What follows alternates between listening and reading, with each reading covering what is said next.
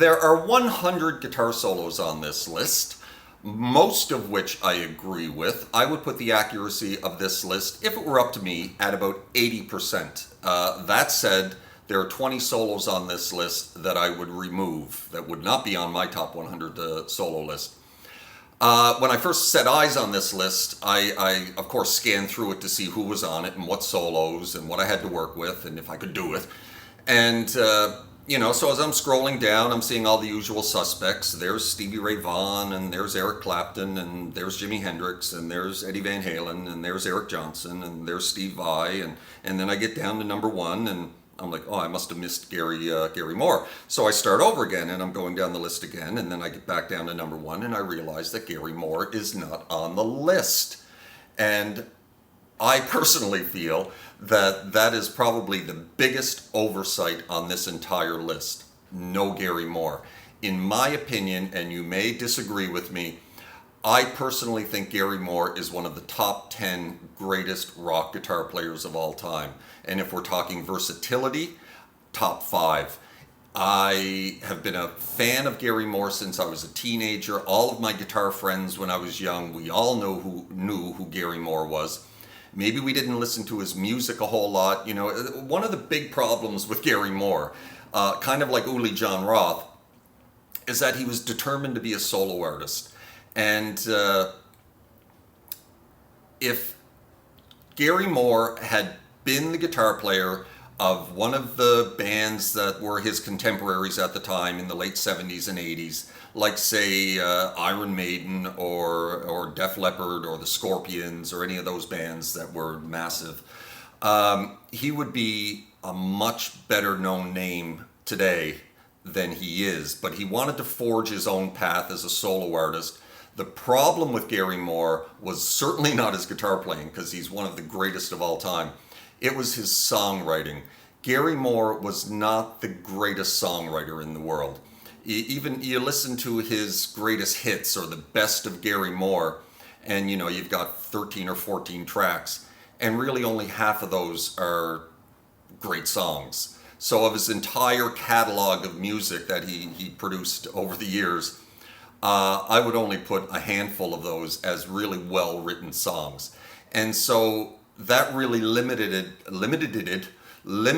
his appeal, and he really made no inroads whatsoever into North America, though he did have quite a following in Europe. His music, his hard rock metal music that he was writing in the early 80s, just didn't really compare to what was being written and recorded by his contemporaries like Ozzy Osbourne and Iron Maiden and the Scorpions and whatnot. So he had quite a limited following, and his music has not really stood the test of time very well, so he's kind of been forgotten about. And so when they do these lists, they forget about Gary Moore. He's an amazing guitar player.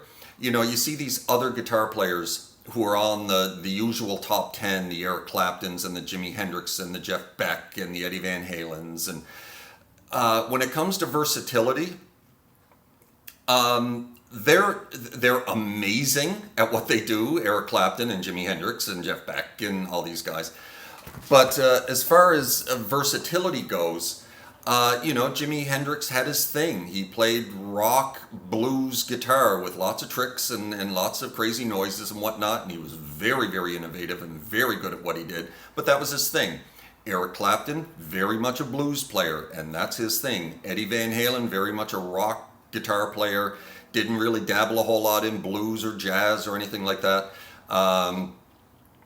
When it comes to, Randy Rhoads, he was a shredder, and harmonic minor, natural minor shredding, lots of scale runs and legato and whatnot. But not really. He dabbled a little bit in classical music, but not really a whole lot, little intros and stuff. Versatility is Gary Moore. If I could have the talent of one guitar player in history magically transposed into my body, it would be Gary Moore, because he could do it all. He was an amazing blues player. Later in his career, he switched from hard rock to blues. and was, there's blues players and then there's Gary Moore up here. Same as when he was shredding as a rock guitar player. There were all his contemporaries, the boys from Iron Maiden and the Scorpions and Def Leppard. They were here, and that's a very good place to be. But Gary Moore was up here, and he could shred like better, as good or better than all of his contemporaries in the 80s. And he was an amazing jazz player. He was a jazz fusion guitar player at one time with one of his bands called Coliseum 2. He was an incredible blues player. He could play slow middle melodic blues playing, very similar to, say, David Gilmour, with a lot of vibrato and bends and feel and emotion. And just the perfect all-around guitar player, in my opinion. And funny story, why I chose this one and why I chose another Gary Moore, aside from the fact that I'm a big fan of Gary Moore. I was driving in the car. This wasn't going to be the solo as my 7th honorable mention. It was going to be LaGrange by ZZ Top. And so I had the whole solo worked out, and I was ready to go and ready to record it. And I thought, you know what, this is not what I want to do.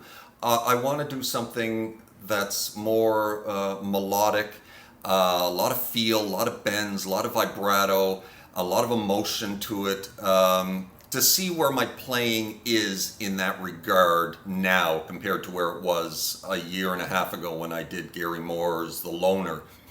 And so I switched gears and I tried to find a song that fit that criteria, kind of a slow, emotional, feely type thing.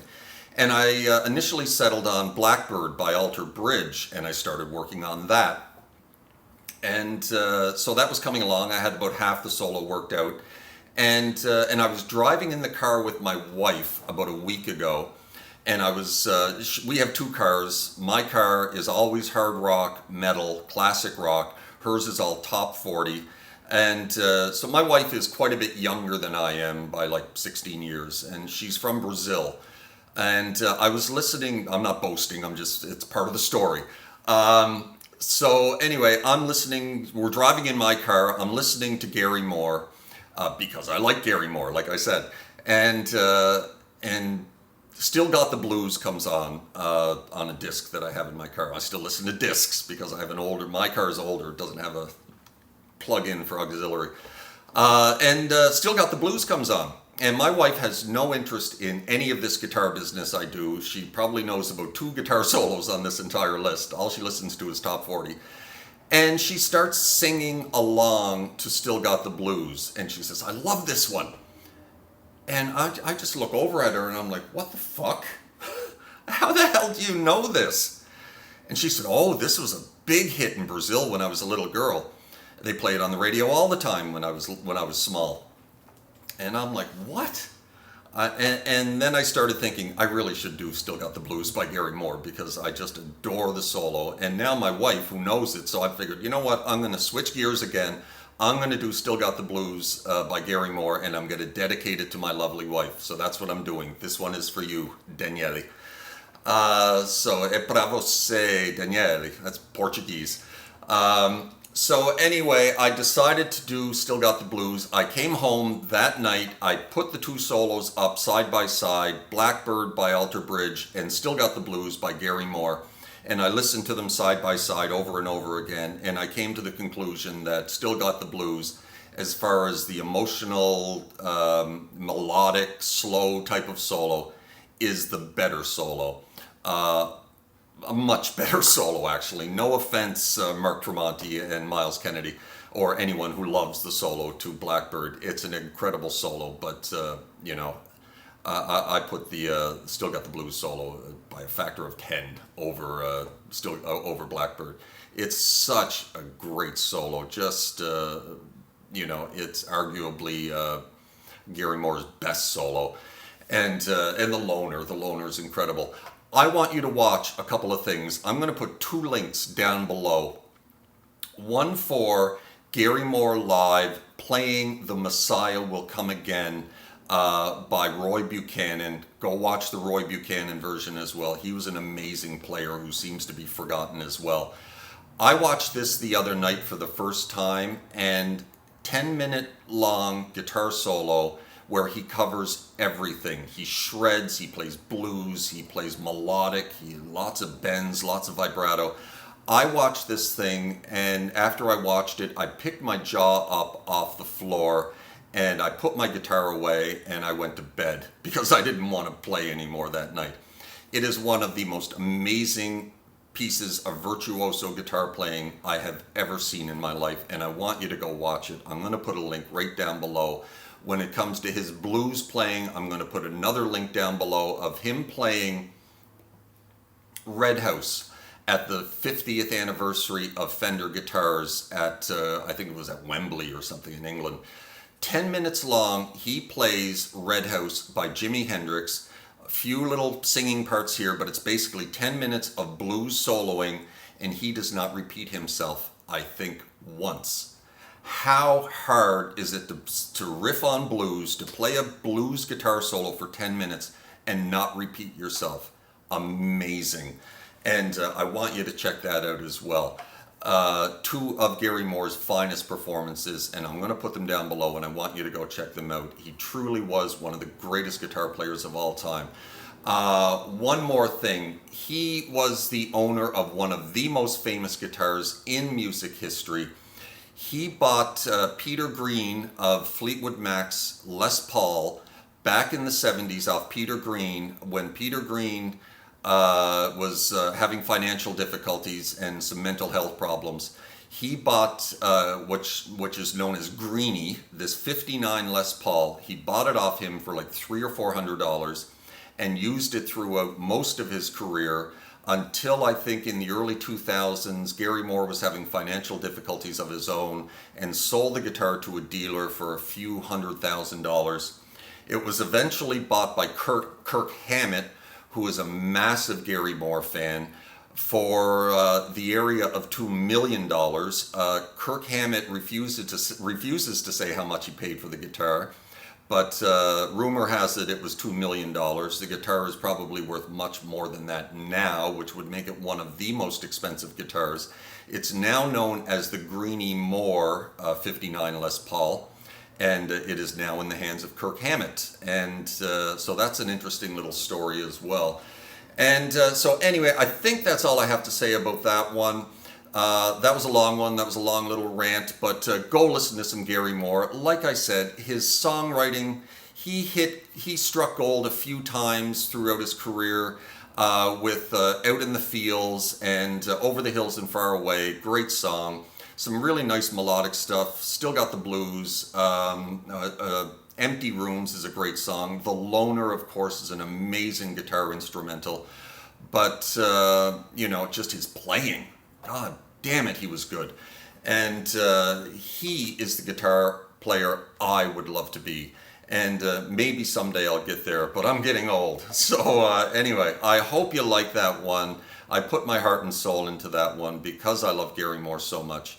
And that's all I got to say. We've got Steve Vai coming up next with For the Love of God. And For the Love of God, that is going to be difficult to learn and play. So I may be a couple of weeks before that one gets posted, but I've got lots of other content coming up. I'm doing all kinds of little guitar projects and stuff. So you won't be missing me for very long. I've got part one of my guitar rebuild coming up as well. So you guys take care of yourselves, and we'll see you next time. Go check out those links down below, and we'll see you in a few days. Ciao.